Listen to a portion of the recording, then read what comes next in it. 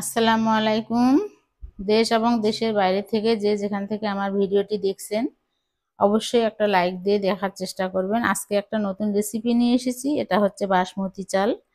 দেখে বুঝতে পারতেছেন আজকে আমি ছোলা বিরিয়ানি রান্না করব। তো আমি পরিমাণ মতো বাসমতি চাল নিয়েছি, আর এখানে নিয়েছি সিদ্ধ করা ছোলা, আর এখানে নিয়েছি আমি কিছু গাজরের টুকরো আর আলুর টুকরো হাফ বয়েল করে নিয়েছি, আর ছোলাটাও হাফ বয়েল করে নিয়েছি। এখন এই বাসমতি চালটা আপনারা পরিমাণ মতো নিতে পারেন। এখন চলে যেতে হবে চুলায়। এদিকে আগে থেকে আমি একটা পাত্রে পানি বসিয়ে দিয়েছি, পানিটা অবশ্যই ফুটিয়ে নিতে হবে। এখন আমি চালটা ঢেলে দিচ্ছি।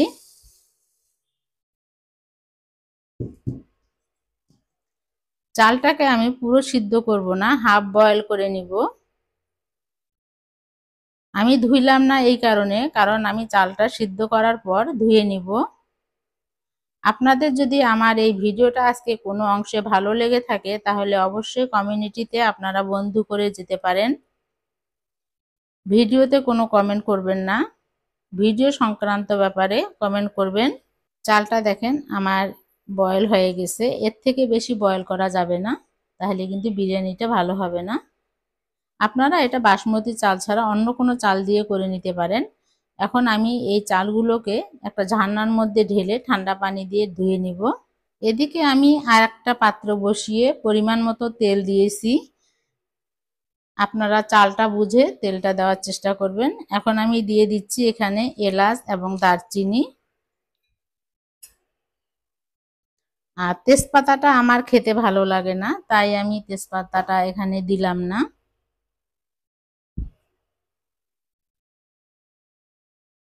একটু নেড়ে নিতে হবে ঘ্রাণ আসা পর্যন্ত। এখন দিয়ে দিচ্ছি আমার হাফ বয়েল করা আলু এবং গাজর। এখন দিয়ে দিচ্ছি আদা বাটা 1 চামচ, রসুন বাটা 1 চামচ। পরিমাণটা আপনারা দেখে দিবেন আপনাদের মতো করে। স্বাদ মতো লবণ দিয়ে দিলাম। তেলের মধ্যে আদা রসুন আলু এবং গাজরটাকে একটু ভেজে নিতে হবে। আদা রসুনের গন্ধটা চলে যাওয়া পর্যন্ত অবশ্যই এই কাজটা করতে হবে। গাজর এবং আলু কিছুক্ষণ আমি ভেজে নিয়েছি, আদা রসুনের গন্ধটা চলে গেছে। আপনারা ভাজার সময় অবশ্যই বুঝতে পারবেন যে একটা সুন্দর ঘ্রাণ এসেছে। এখন আমি এখানে মাঝখানে দিয়ে দিচ্ছি একটু জিরা, সাদা জিরা দিয়ে দিলাম। অবশ্যই এটা গরম তেলে দিতে হবে। এখন দিয়ে দিচ্ছি আমি সিদ্ধ করা ছোলা। ছোলাটাকে দিয়ে আরো কিছুক্ষণ আমি ভেজে নিব। আপনারা হয়তো ভাবতেছেন আমি এখনো পেঁয়াজটা কেন ভেজে নিলাম না। তো পেঁয়াজটা আমার ফ্রোজেন করা, তো ফ্রোজেন করা পেঁয়াজ আমার ভাজা ছিল, সেটাই আমি এখন দিয়ে দিচ্ছি। এভাবে আপনারাও পেঁয়াজ ফ্রোজেন করে রাখতে পারেন। এখন ছোলা আলুটা আরেকটু আমি ভেজে নিব। আর এখানে আমি হলুদ ব্যবহার করতেছি না, আপনারা চাইলে হলুদ ব্যবহার করতে পারেন। তো ছোলা বিরিয়ানির ক্ষেত্রে হলুদটা ব্যবহারটা না করলে ভালো হয়, দেখতে ভালো লাগে আর খেতেও ভালো লাগে। তো এই তো আমি ভেজে নিচ্ছি।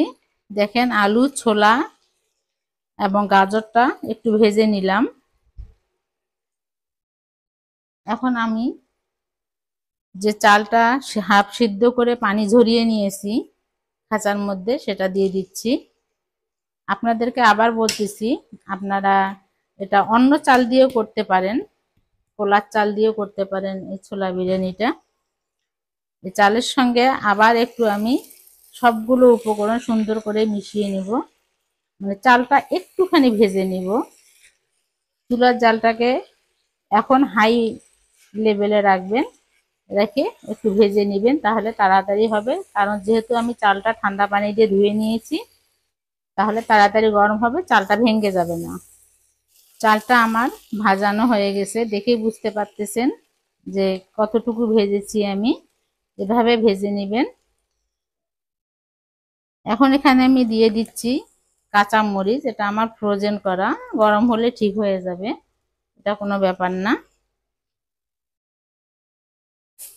এখন এখানে আমি দিয়ে দিচ্ছি 1 চা চামচ চিনি। এটা আপনারা দিলে দিতে পারেন, না দিলে না দিতে পারেন, তবে দিলে খাওয়ার স্বাদটা একটু বেড়ে যাবে। কাঁচামরিচ চিনিটা দিয়ে একটু নেড়ে নিচ্ছি। আর অবশ্যই এখানে গরম পানি ব্যবহার করবেন, ঠান্ডা পানি ব্যবহার করবেন না, তাহলে খেতে ভালো লাগবে না। আর যে যেখান থেকে দেখতেছেন এখন পর্যন্ত যারা একটা লাইক দেননি তারা একটা লাইক দিয়ে দিবেন। আর অবশ্যই কমেন্টস করবেন, কারণ আপনাদের সুন্দর মতামত আমার কাছে অনেক গুরুত্বপূর্ণ। এখন আমি দিয়ে দিচ্ছি অল্প করে গরম পানি, যেহেতু চালটা আমার হাফ বয়েল করা আছে। এখন চুলার জালটা আমি মিডিয়ামে রাখলাম। অবশ্যই এতক্ষণ আমার চুলার জালটা কিন্তু হাই লেভেলে ছিল এতক্ষণ, এখন আমি মিডিয়াম করে দিলাম।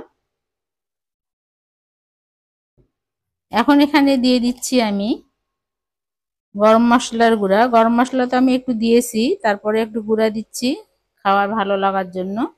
এটা আপনারা দিবেন, একটু ভালো লাগবে খেতে। এখন দিয়ে দিচ্ছি ঘি, 1 চা চামচ ঘি দিলাম আমি। সবগুলো উপকরণ আবার সুন্দর করে একটু মেখে নিব। এখন ঢাকনা দিয়ে দিচ্ছি। চুলার জালটাকে অবশ্যই মিডিয়ামে, একদম মিডিয়ামে রাখবেন। আর আমি ঢাকনা খুলে খুলে মাঝে মাঝে একটু নেড়ে দিব। আমি মাঝে মাঝে ঢাকনাটা খুলে নেড়ে দিয়েছিলাম, দেখেন পানিটা একদম শুকিয়ে গেছে, দেখতে পাচ্ছেন একটুও পানি নাই। এভাবে শুকিয়ে নিতে হবে পানিটা, বেশি পানি ব্যবহার করা যাবে না এই চালটাতে। এখন আমি যেটা করব, এখানে আমি আরো কিছুটা বেরেস্তা দিয়ে দিচ্ছি। এই বেরেস্তাটা দিলে খেতে আরো ভালো লাগবে। বেরেস্তাটা দিয়ে আমি ঢেকে দিলাম, দিয়ে এখন আমি এই ফুটাটা বন্ধ করে দিব।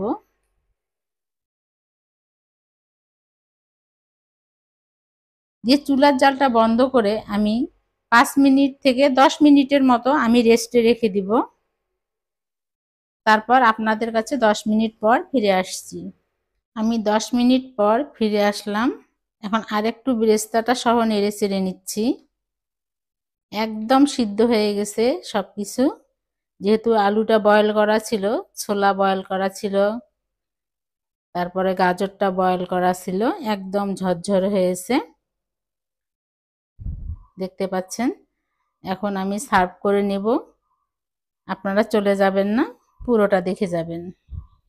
10 মিনিট দমে রাখার পর একদম আমি প্লেটে তুলে নিয়েছি, তবে পুরোটা তোলাটা সম্ভব না, যতটুকু তোলা দরকার আপনাদেরকে দেখাইতে হবে তাই দেখাচ্ছি। আমি এখানে দিয়ে দিচ্ছি একটা টমেটোর ফুল,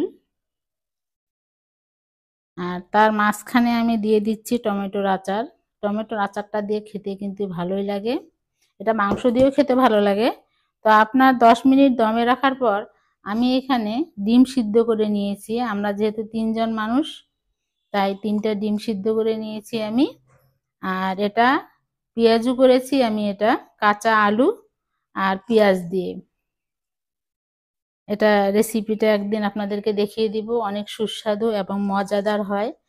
এই কাঁচা আলু আর পেঁয়াজ দিয়ে এই পাকোড়াটা খেতে দুর্দান্ত লাগে। এটা আরেকদিন আপনাদের সঙ্গে আমি অবশ্যই শেয়ার করব।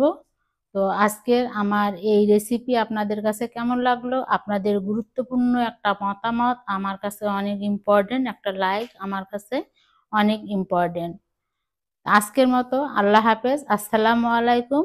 সামনে আবার জন্য কোনো নতুন রেসিপি নিয়ে আসতে পারি সেই দোয়া করবেন আমার জন্য।